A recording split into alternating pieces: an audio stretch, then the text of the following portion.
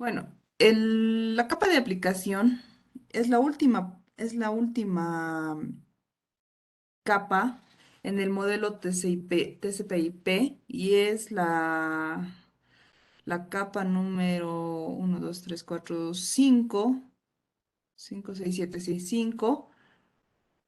6, la capa de aplicación 6 en el modelo OSI.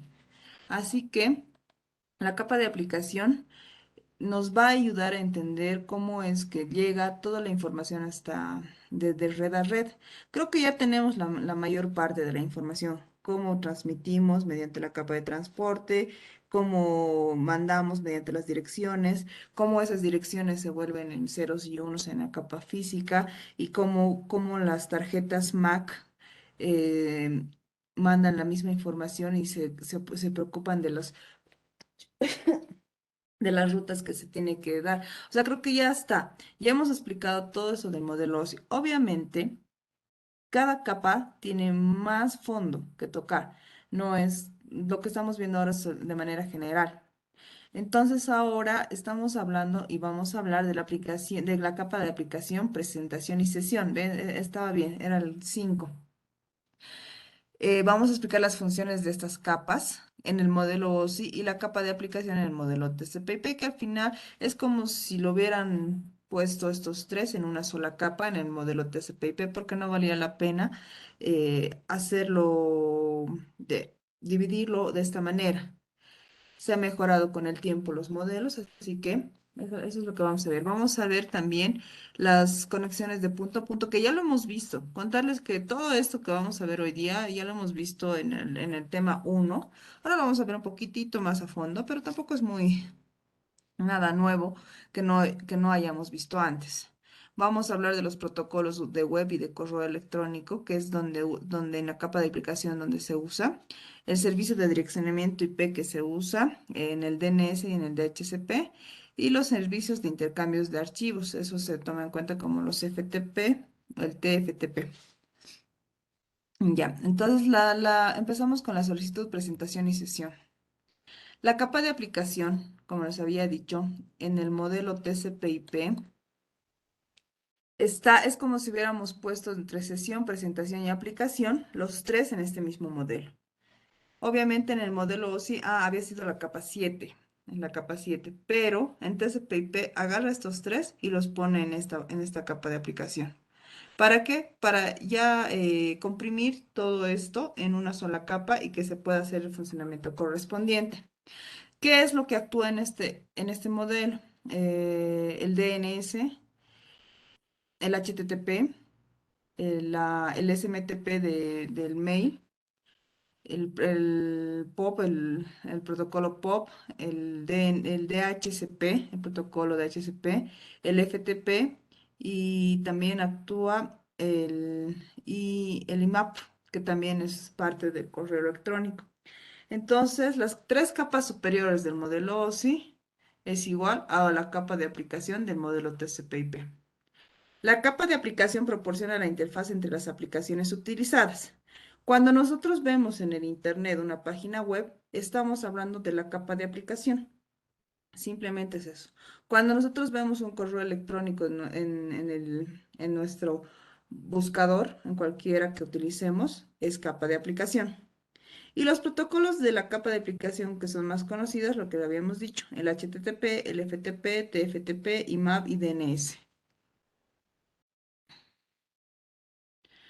La capa de presentación tiene tres funciones principales. Ya hemos visto que la aplicación es como si nos estuvieran dando la presentación bueno, no presentación, nos está dando la cara del inicio de la red. ¿Se acuerdan que yo les decía que cuando mandábamos un dato o cuando pedíamos un dato, leíamos de arriba para abajo y para reenviar la respuesta, veíamos de abajo para arriba? Es lo mismo. Entonces, cuando nosotros vemos una página web, primero entramos por la página de aplicación, por la capa de aplicación, como google.com, y aparece la página de web de Google. Entonces, de ahí va a bajar a la capa de presentación para que nosotros ya podamos ver eso y las redes y las computadoras puedan hablar en el formato que se habla directamente, ceros y unos. Pero para eso necesitamos entrar por la aplicación, luego presentación, sesión, etcétera. En este caso, la capa de presentación en el modelo OSI es el que se permite dar formatos del dispositivo de origen o presentarlos en una forma compatible para que los reciba el dispositivo de destino. Por ejemplo, gráficos, JPGs o PNG, los más conocidos, los MP4, que un lado tiene que tener ese protocolo activado para que el otro lado también pueda entender este protocolo, la música que escuchamos, los videos que vemos. La capa de presentación se encarga de eso. También es el que permite la compresión de los datos de tal forma que se pueda descomprimir en el dispositivo destino. En ese caso podemos ver como ejemplo los MP4, ¿no? Tienes una canción en un determinado, con una determinada terminación, con no sé, tipo dependiendo, ¿no? De la calidad del video o de la calidad de la canción. Si hablamos de un video, la calidad va desde HD, 720, 1080. Entonces, lo que hace la capa de presentación es poderlo comprimir para que luego el que está recibiendo este video lo pueda descomprimir y pueda ver la calidad con la que se está descargando. La capa de presentación hace eso. También cifra datos para transmitirlos y descifrarlos y recibirlos. Y por último, la capa de sesión es el que crea y mantiene diálogos entre las aplicaciones de origen y destino. La capa de sesión maneja el intercambio de información para iniciar los diálogos y mantenerlos activos, y para reiniciar sesiones que se interrumpieron o que estuvieron inactivas en un periodo prolongado. En resumen, estas tres capas equivale a esta capa. Y lo único que se hace es la cara de la página donde estamos yendo, el lugar donde se puede comprimir para que puedan entrar en diálogo, para que el diálogo sea fraterno y puedan hablar en el mismo lenguaje. Prácticamente la capa de presentación hace eso, ¿no? Por el tema de los formatos. Los protocolos de la capa de aplicación de TCP/IP especifican el formato y la información de control necesario. Son utilizados tanto por dispositivos de origen como destinos. Ambos tienen que tener este tipo de protocolos para hablar el mismo lenguaje.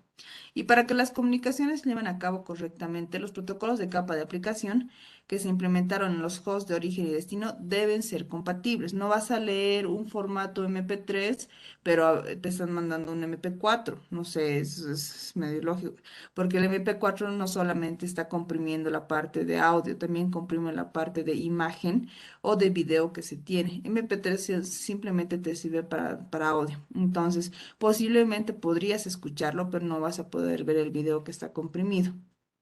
¿Qué ha pasado?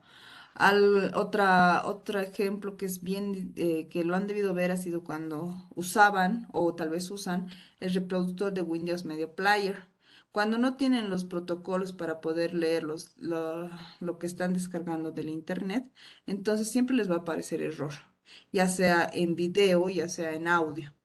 Entonces, siempre hay que tener actualizado ese reproductor, que a la fecha sigue sirviendo. Creo que ahora hay aplicaciones que ya leen otro tipo, pero ese es un ejemplo claro, ¿no? Que todos lo hemos conocido y alguna vez lo hemos usado. Los protocolos más usados, que es el DNS, el sistema de nombres de dominio, que ahora sí lo vamos a ver exactamente para qué sirve. El DHost, el DHCP, que ya lo conocemos, para qué sirve para poder dar IPs a diferentes lugares, pero es un protocolo que tiene que estar activado.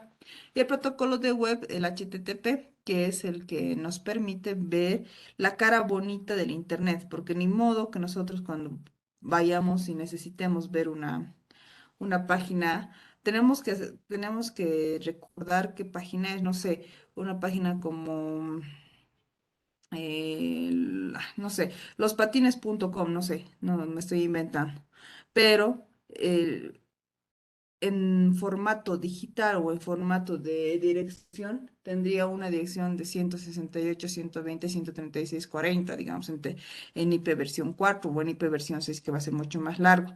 En ese caso, el protocolo HTTP permite crear en realidad, el sistema de nombres permite transferir o cambiar ese nombre de patines.com a a una dirección IP a la que realmente corresponde. Para eso es lo que nos sirve esos protocolos. Tenemos un modelo cliente-servidor que ya lo habíamos visto en la primera clase. Está considerado y está dentro de la capa de aplicación. El modelo cliente-servidor es el dispositivo que solicita información y se denomina cliente, y el dispositivo que responde a la solicitud se denomina servidor. Y hemos quedado en claro que cuando hacemos una petición a cierto lado, a cierta página, esta página tiene que llegar y está dentro de un servidor, y ese servidor es el que nos da la información que nosotros necesitamos.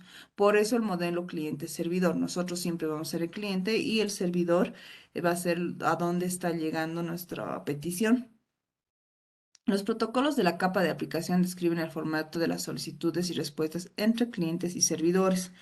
Los servidores por lo general tienen una alta memoria y alto almacenamiento que permite poder tener todas las configuraciones posibles para que el cliente pueda tener toda la información que necesite. Si es un teléfono IP, van a tener protocolos de telefonía. Si el servicio es de video, póngase YouTube, ellos tienen que tener todos los formatos para poder transferir el video que queremos ver como clientes. El otro se deben acordar era la conexión de punto a punto o el famoso peer-to-peer o P2P. Entonces, en esta cada cliente va a funcionar como servidor. Un ejemplo claro que habíamos puesto, al igual que la anterior vez, era que, por ejemplo, necesitábamos una impresora, pero no está en red la impresora, pero sí está conectado a un punto directo hasta la computadora. Eso es una conexión P2P. Entonces, cada terminal sí funciona como servidor, y cada servidor y cada computadora, o sea, la computadora funciona como servidor, y la impresora en este caso también sirve como servidor y también funciona como cliente para mandar los datos a donde está llegando. Me acuerdo que dieron buenos ejemplos la anterior vez. Habíamos hablado del torrent, del donkey. Después de qué más hemos hablado. La idea de esta conexión de punto a punto es que cada uno funcione como servidor y cada uno funcione como cliente. Por ejemplo, algunas aplicaciones de punto a punto, dice una aplicación P2P permite que un dispositivo funcione como cliente y como servidor dentro. Las aplicaciones utilizan un sistema híbrido en el que cada par accede a un servidor de índice para obtener la ubicación de un recurso almacenado en otro par. Se comunican entre ellos. ¿Tienes esta canción? Sí, te paso. Ok, muy bien, y le pasa directamente. Y al revés, ¿no? La otra computadora le puede pedir, ¿tienes esta canción? Sí, ya te la paso, si me pasas la otra. Pues simple comunicación directa, sin necesidad de tener almacenamiento en un servidor mucho más grande. Justo aquí habíamos hablado, recordando los ejemplos que habíamos dado hace muchas semanas, era la de BitTorrent, el eDonkey, el FreeNet, que nunca lo he utilizado, y la conexión directa, ¿no? La conexión directa de computadora a impresora es el ejemplo más común que se puede dar, o un escáner, ¿no? Esa es la aplicación.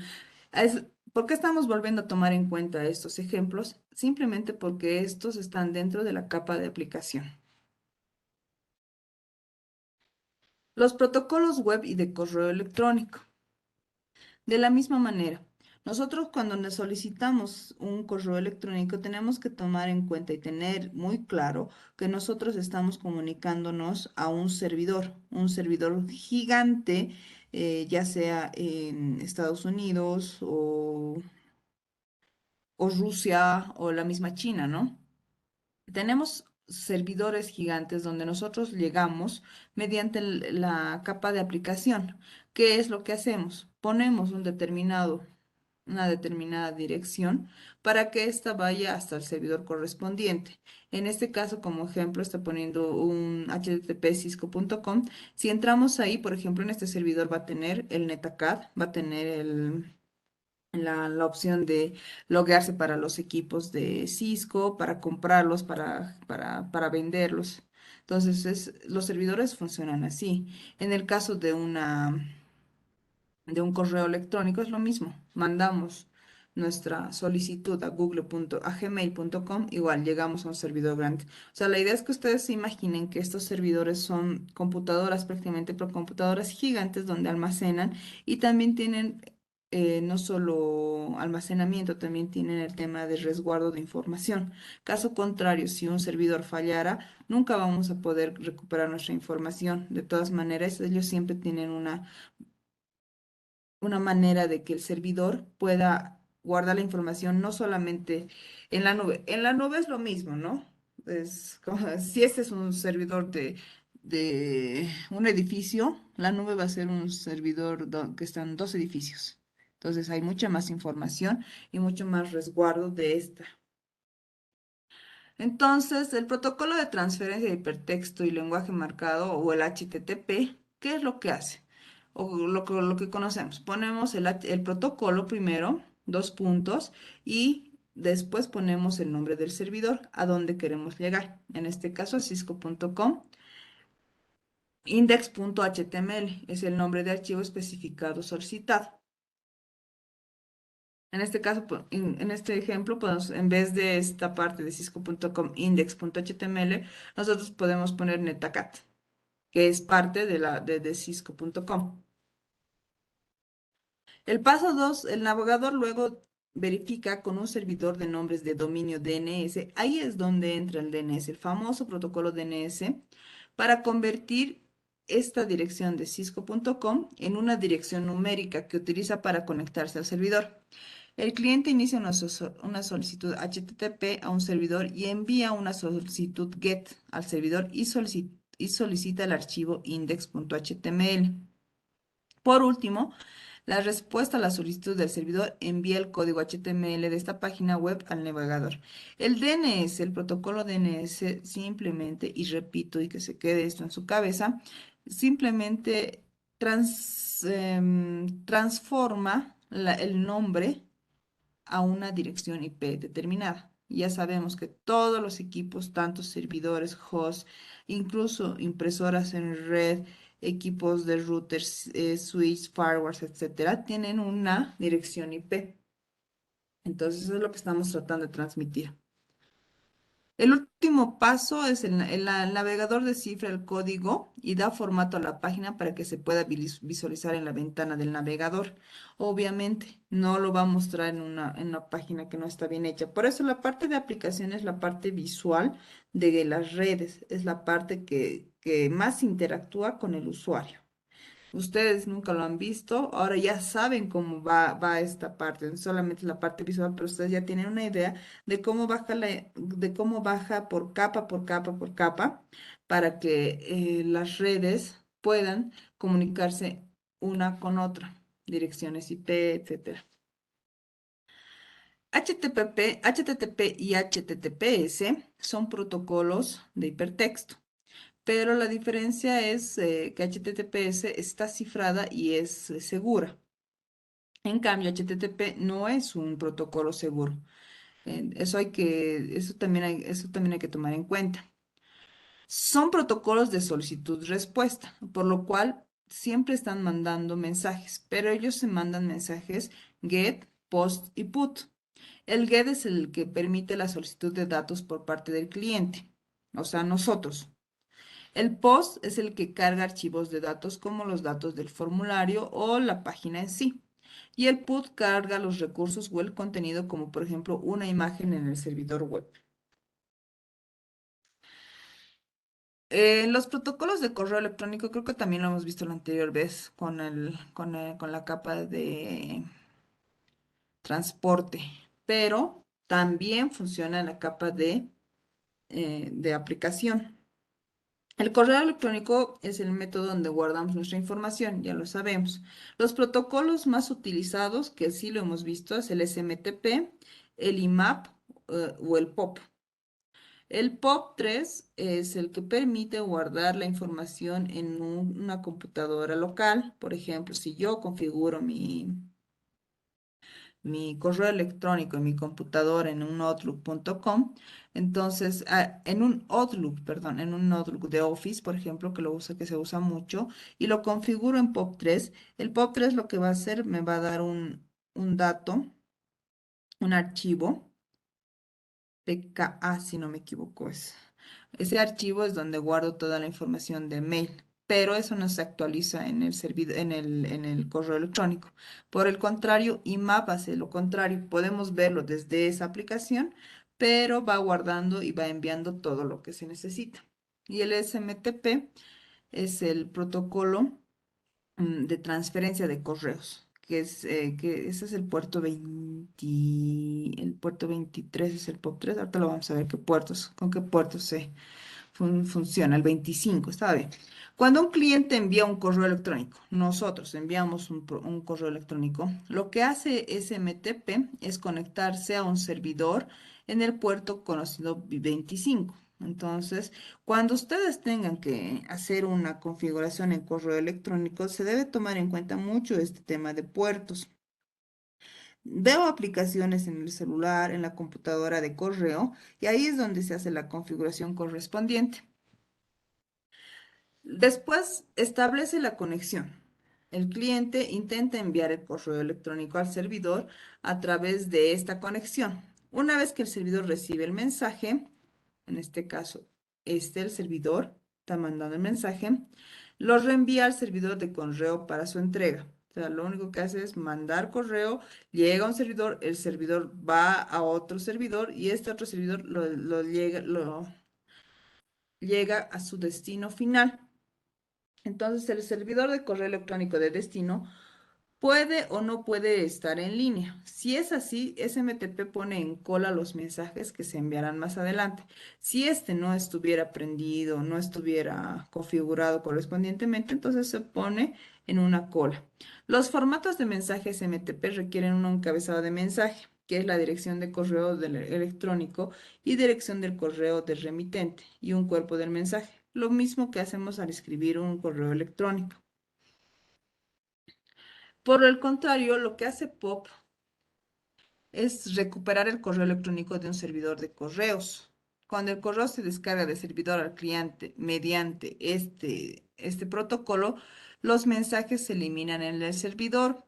No es cierto, no se eliminan, solamente descarga lo enviado, descarga lo enviado, descarga lo recibido, pero no descarga las otras carpetas. Pero lo que sí me acuerdo muy bien de esta parte es que POP3 no, cuando ustedes me envían un mensaje, se queda en la carpeta de enviados, evidentemente. Pero cuando quieres entrar a tu correo desde la página web, no vas a ver esa carpeta de enviados. Lo almacena en su propio archivo. Hay que tener muy en cuenta. Eso es lo que hace POP3 y lo usan muchas empresas gubernamentales exclusivamente para guardar una copia de todos los correos que se está haciendo. El puerto que utiliza POP3, 110. Cuando un cliente desea utilizar el servicio, envía una solicitud para establecer una conexión TCP con el servidor. Una vez establecida la conexión, el servidor POP envía un saludo. A continuación, el cliente y el servidor POP intercambian comandos y respuestas hasta que la conexión se cierra o cancela. POP no almacena mensajes, no se recomienda para las pequeñas empresas que necesitan una solución de respaldo centralizada. Pero ahora, creo que si mal no me equivoco, todo lo están configurando en IMAP. A ver, veremos qué es IMAP. Es un protocolo que describe mensajes para recuperar mensajes de correo electrónico. A diferencia de POP, cuando un usuario se conecta a un servidor IMAP, se descargan copias de los mensajes a la aplicación del cliente. Los mensajes originales se mantienen en el servidor hasta que se eliminen manualmente. Cuando un usuario decide eliminar el mensaje, el servidor sincroniza esa acción y elimina el mensaje de los servidores. Entonces, tres tipos de protocolos. para el envío de correo electrónico. Ya hemos visto la parte de web, ya hemos visto la parte de correo electrónico. El direccionamiento IP o el DNS, los servicios de nombre de dominio. Los nombres de dominio son creados para convertir las direcciones numéricas a un nombre sencillo y reconocible. Lo que les decía hace rato, es más difícil recordar una IP de cualquier dominio, de cualquier base de datos, de cualquier página. Es mejor ponerle un nombre bonito. Elsol.com, listo, con eso ya entras. Y no sé, puede salir ¿qué es el sol? Luis Miguel, no sé. Pero eso es lo que hace el DNS. Es un protocolo bien utilizado y bien importante. Es el que define un servicio automatizado que coincide con nombres de recursos que tiene la dirección de la red numérica. Los formatos que tiene este protocolo DNS, algunos tipos de registros son el A, que es una dirección de IP versión 4, el NS, un servidor de nombre autoritativo, el 4 veces A, una dirección de IP versión 6 de terminal, y MX, un registro de intercambio de correos. Cuando un cliente realiza una consulta, el proceso de DNS observa primero sus propios registros para resolver el nombre.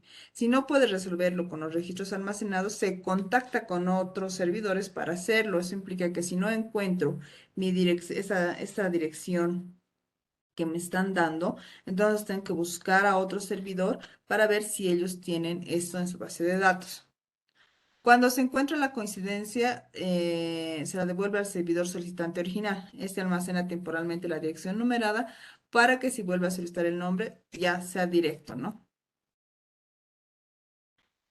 La pregunta del servidor para el servidor de nombres, el formato con el que tiene es la pregunta para el servidor de nombres, el registro de recursos que responde la pregunta, registros de recursos que apuntan a una autoridad y registros de recursos que poseen información adicional. O sea, lo único que hace es mandar una pregunta para ver si existe esa página o esa dirección IP. Verifica si tiene registro de esa pregunta y después busca los registros de recursos que apuntan a una autoridad. Ese es el formato del mensaje DNS. Pregunta, respuesta, autoridad adicional. Nada más. También tenemos que tomar en cuenta que el DNS tiene jerarquías y esto lo saben también ustedes. Cuando hablamos de jerarquías decimos que tiene una raíz, una raíz superior, una raíz aquí.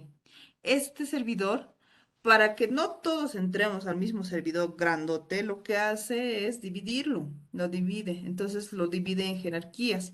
Por ejemplo, aquí lo que está haciendo este servidor es que tiene en un servidor todos los .net, todos los .edu, todos los .com, los .au, etcétera. Ese sería como su segundo nivel. Por ejemplo, Cisco.com, que ya está. Y Cisco también tiene niveles. Tiene niveles de Cisco.com, ftcisco.com, mailcisco.com, aquí también debe estar netacat.com. Entonces, esa es la jerarquía que se tiene. ¿Eso es para qué? Para no saturar la red y para evitar la tardanza de solicitudes de estos datos. El protocolo DNS utiliza un sistema jerárquico. Cada servidor DNS mantiene un archivo de bases de datos específicos. Cada uno tiene su propia base de datos. Cuando un servidor DNS recibe una solicitud para una traducción de nombre que no se encuentra dentro de esa zona, el servicio DNS reenvía la solicitud a otro DNS. Por ejemplo, si yo pongo un cisco.com, pero le pongo barra productos.com, entonces este no va a tener, lo va a mandar aquí si tiene productos, si aquí tiene productos o si aquí tiene productos. Entonces va buscando de un servidor a otro.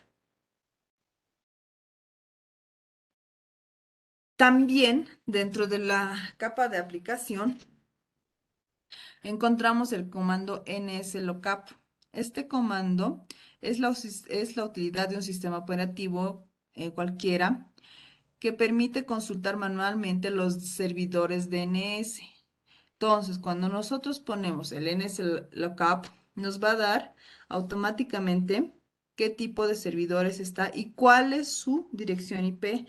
Eso les puede servir mucho más adelante. Si ponemos NSLookup espacio www.cisco.com, nos va a dar el nombre del servidor, la dirección en el estado de IP, el nombre a donde estamos llegando y la dirección del nombre a donde estamos llegando. Eso es lo que hace este comando, que también es importante y lo pueden hacer ustedes en sus computadoras y van a verificar que evidentemente les da los datos que estamos haciendo. Lo único que recuerden que el DNS solamente es la traducción de un nombre a una dirección IP. Este protocolo ya lo conocemos, es el protocolo de configuración dinámica de host o el protocolo DHCP. El DHCP se considera direccionamiento dinámico. Ya lo hemos visto, ya lo conocemos, ya sabemos para qué funciona. Que también tenemos DHCP versión 6 para las IPs versión 6, sí, porque proporcionan la misma calidad de servicio que el DHCP para versión 4, pero DHCP 6, versión 6, no proporciona una dirección de respuesta de enlace.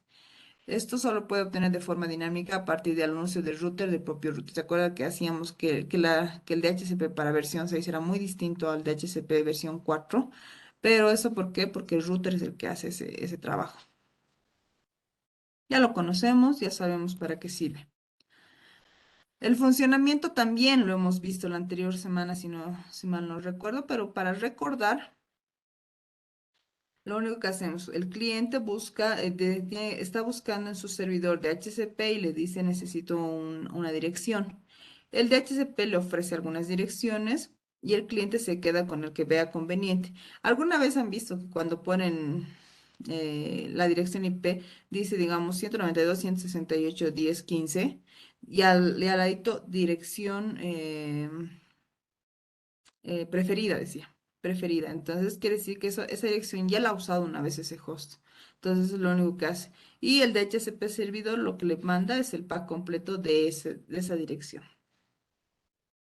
En la versión 6 tiene un conjunto de mensajes. ¿Se acuerdan de eso? Manda otro tipo de mensajes desde el router hasta su servidor de DHCP versión 6.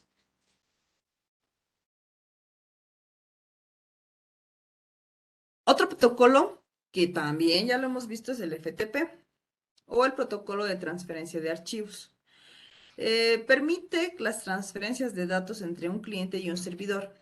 Es una aplicación que se ejecuta en una computadora cliente y se utiliza para insertar y extraer datos del servidor FTP. Por ejemplo, si necesitáramos entrar a una biblioteca y la biblioteca tiene datos que nos van a funcionar y que necesitamos para nuestro trabajo, lo que hace este protocolo es para que nosotros podamos entrar a ese servidor y ese servidor nos va a poder descargar todo lo que necesitamos de esa biblioteca. Por lo tanto, el cliente establece una primera conexión vía el puerto TCP/21 y el tráfico consiste en comandos de cliente y respuestas al servidor. El paso 2, el cliente establece una segunda conexión para la transferencia de datos real utilizando el puerto TCP/20. Esta conexión se crea cada vez que hay datos para transferir. Y el paso 3 es en los datos que pueden ocurrir en cualquier dirección. El cliente puede descargar, extraer datos del servidor o subir datos a él e insertarlos. Ejemplo, me acordaba de un ejemplo que podemos ver de esto, el famoso Mega. Esos son servidores FTP porque nosotros podemos subir datos ahí y de empezar a descargarlos los que ya teníamos almacenados nosotros. El bloqueo de mensajes del servidor.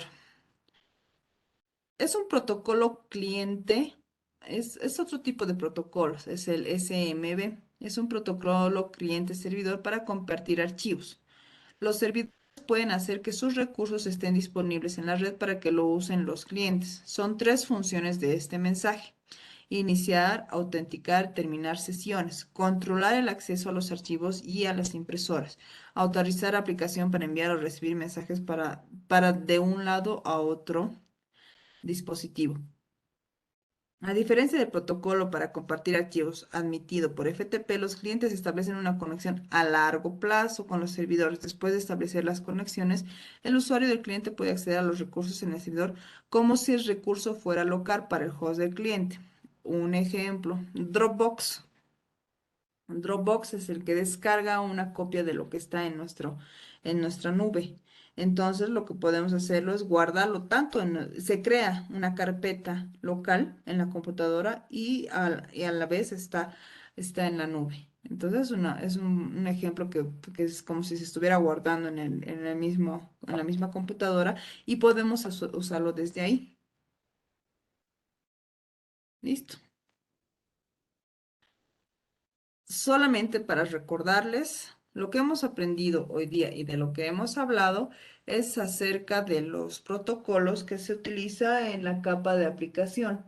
Capa de aplicación que en el modelo TCP/IP equivale a la capa de aplicación, sesión y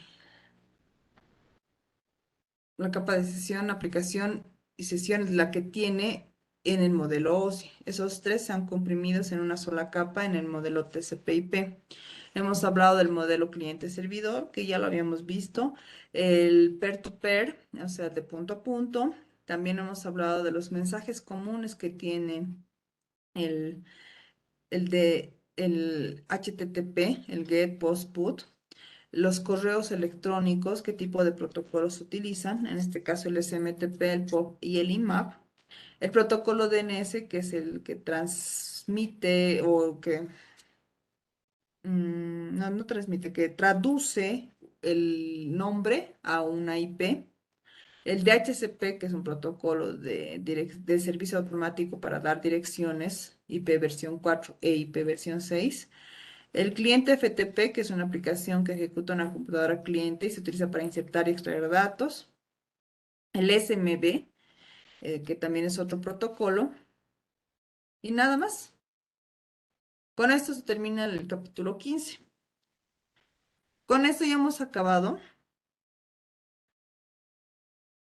Con esto ya hemos acabado todas las capas.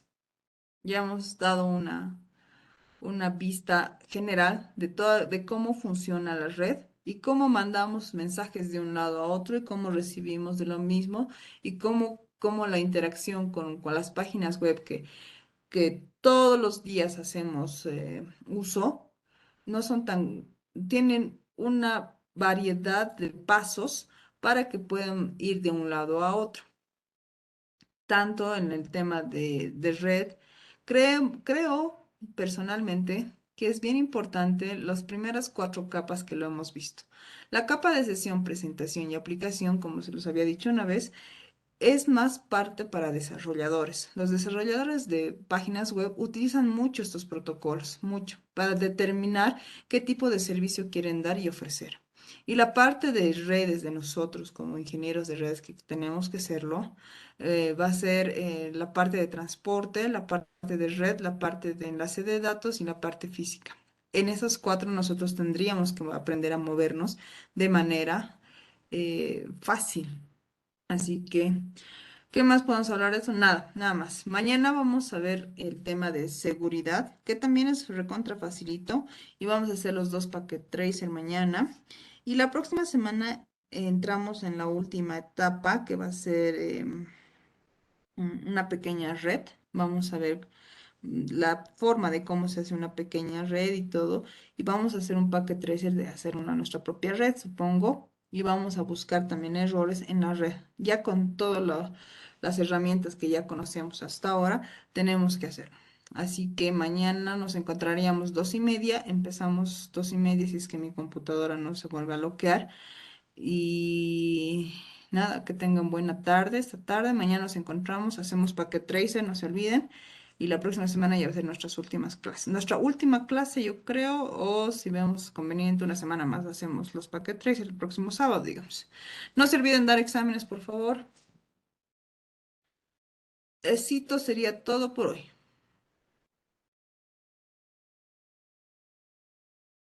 Hasta mañana, Jason. Chao, Álvaro.